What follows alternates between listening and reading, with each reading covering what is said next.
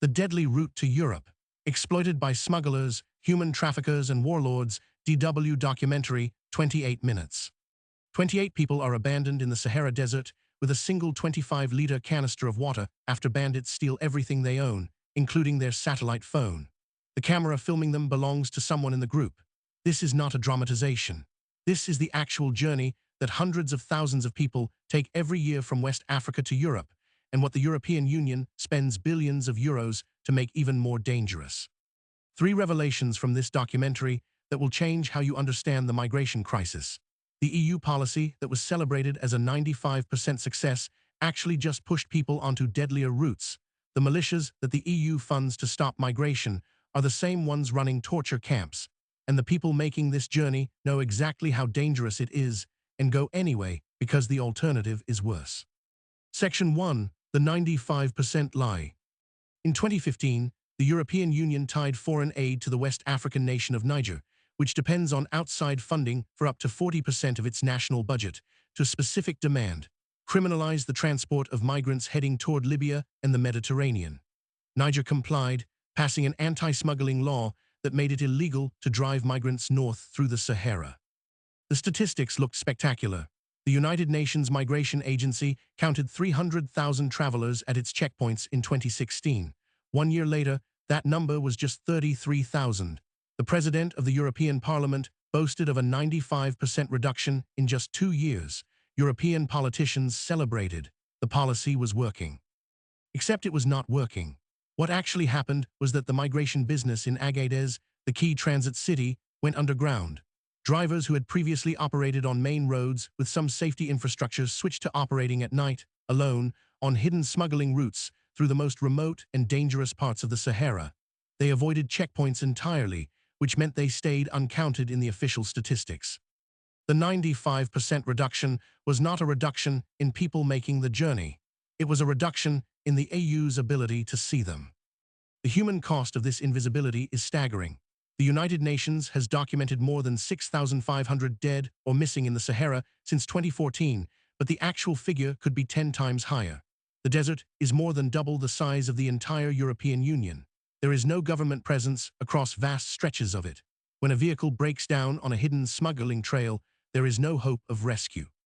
People die of thirst in temperatures that can exceed 50 degrees Celsius. Section 2. The journey through the desert. The documentary follows Christian and David, 2 young Nigerians, from the transit city of Agadez through the Sahara toward Libya. Their motivations are simple and devastating. Nigeria is rich in oil but poor in opportunities. It has languished in the bottom third of global corruption rankings for years. Well-educated young people are leaving because there is nothing for them. Christian says he wonders how families with 6 or 7 children survive. David says the conditions have left him with no choice. He cannot take it anymore. He says his hope is to go and make a change for his family, not to get rich, just to see a good little life for his siblings, his mother, his father. The journey itself is brutal. Passengers sit squashed together on the back of pickup trucks, hoping they do not fall out because the drivers are mad, driving like crazy. At every military checkpoint, soldiers demand bribes. You do not pay, you do not pass. The group must wait 4 days for a weekly military convoy of around 100 pickup trucks that travels together to deter bandit attacks. After the convoy, the group takes a shortcut through remote territory. They are traveling without lights to avoid detection. Then suddenly, the bandits appear. They are armed. They yell for everyone to get out. They beat the driver with a stick. They strip the group of everything: cameras, satellite phones, money, personal belongings. They leave 28 people with 1 canister of water. The group walks 2 kilometers before another truck happens to find them. Section 3. The torture camps that Europe funds. The most disturbing section of the documentary covers what happens once migrants cross into Libya. The country has been divided since the Civil War, with the northwest controlled by the Western-backed government in Tripoli and the south and east ruled by the warlord Khalifa Haftar. His military government oversees various militias that claim to be legitimate security forces. These militias operate migrant detention camps under the pretext of reducing migration. The reality, according to multiple testimony and corroborated by UN investigations, is systematic torture. Nasha, a Nigerian woman, describes being kidnapped and forced into sexual exploitation. She says 25 to 30 clients per day were brought to the girls. The price was 250 dinars per person. She says they make a lot of money because they do this to many girls, not only her. Fargo, another Nigerian, describes militias shooting people in the leg to create fear, then video calling their families while beating them to demand ransom payments of 8,000 to 10,000 dinars. The ransom amounts vary by nationality, with some groups charged significantly more. Even if families cannot pay, the torture continues. More than 7 people died in the camp Fargo was held in. The dead are wrapped in a single blanket and thrown into the desert. The United Nations fact-finding mission documented substantial evidence of systematic torture at both unofficial militia-run camps and official government detention facilities. The Tariq al-Sika camp is specifically named as notorious for inhumane conditions.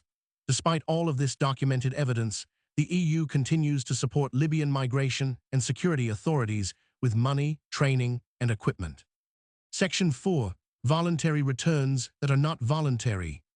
The documentary films an actual deportation flight from Libya to Nigeria, and the details are damning. A man who asks to be called Happy explains that he was caught at sea while trying to reach Italy and held at the Tariq al-Sika detention facility for 4 months. He describes the conditions simply. They treat us like nothing because we are black.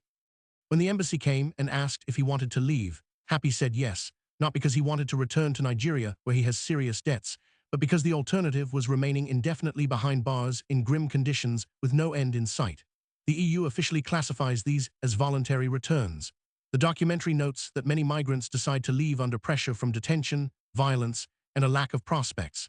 The word voluntary does significant work in that sentence. The president of the European Commission, Ursula von der Leyen, appears in the documentary explaining the thinking behind the migration partnerships. She calls it a holistic approach rooted in respect for human rights. The documentary juxtaposes this with the footage of what actually happens to the people these partnerships are designed to manage. Section 5. Why they go anyway. What makes this documentary so powerful is that nobody in it is naive. Every migrant interviewed knows how dangerous the journey is. David says he would not advise any of his friends to make this trip. He says they will regret it, but he also explains why he went. The life they are living in Nigeria is not the kind of life they deserve. One of the most articulate speakers in the group puts it this way: if you look at other continents and other countries, people are living better than Africans, while Africa has the gold, the diamonds, the mineral resources. He does not understand why his continent cannot give its own citizens good water, salty water in his own country. He does not understand why it is so difficult for Africa to give its own citizens a good life. This is the fundamental tension that no amount of EU border externalization can resolve. The push factors are so extreme that people will knowingly risk death in the Sahara, torture in Libyan detention camps, and drowning in the Mediterranean because staying home feels like a slower version of the same death. The EU response is to make the journey deadlier while calling it humanitarian partnership. The documentary does not editorialize this point. It does not need to. The footage speaks for itself. Key takeaways.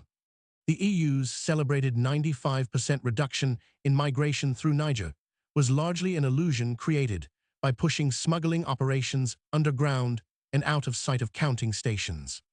The Sahara crossing may be the deadliest migration route in the world. The UN has documented over 6,500 dead or missing since 2014, but the actual number could be 10 times higher. EU-funded Libyan security forces operate detention camps where systematic torture, sexual exploitation, and ransom extortion are documented by the United Nations.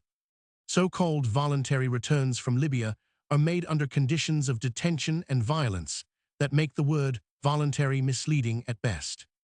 Niger depends on European development funds for up to 40% of its national budget, giving the EU enormous leverage to dictate migration policy regardless of the human cost.